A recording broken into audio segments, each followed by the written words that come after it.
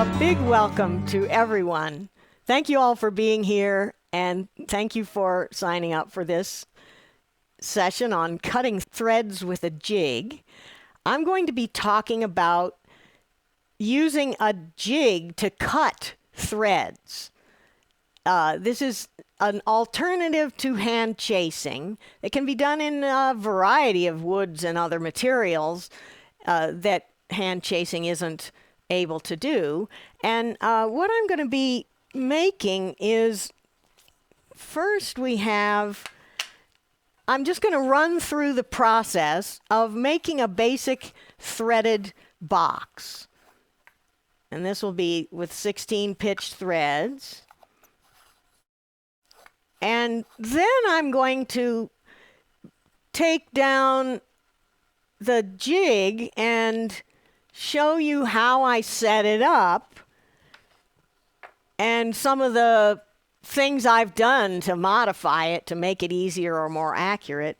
And then we're going to make a nut and bolt box, which is a really fun project. This is 10 TPI threads. We've got a nut that screws on the end, and the lid comes off.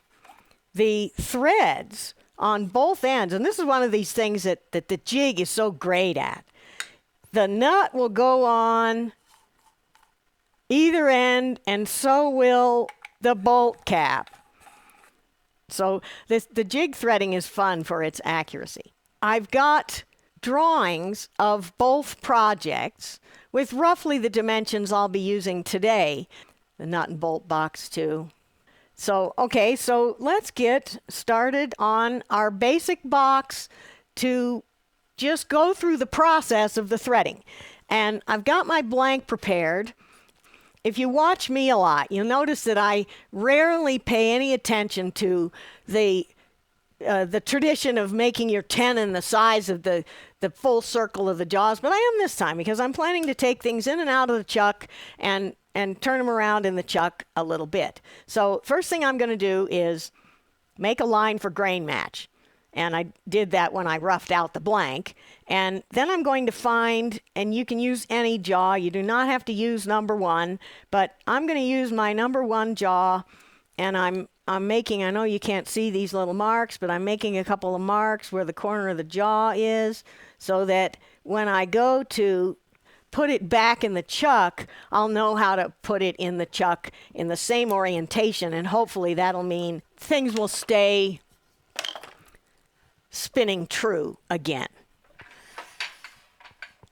And this is my lid.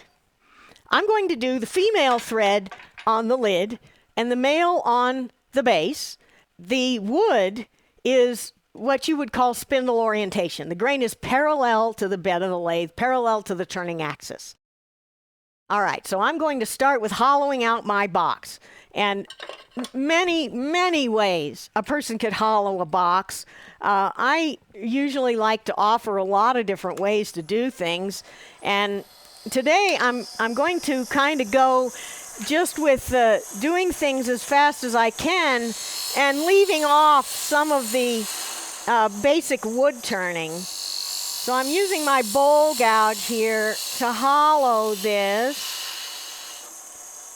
And I'm going to hollow it. That was a little too aggressive there, wasn't it? Okay. I'm going to hollow it out to my desired wall thickness here. And I want to make a parallel wall where the threading will be. Very nice box.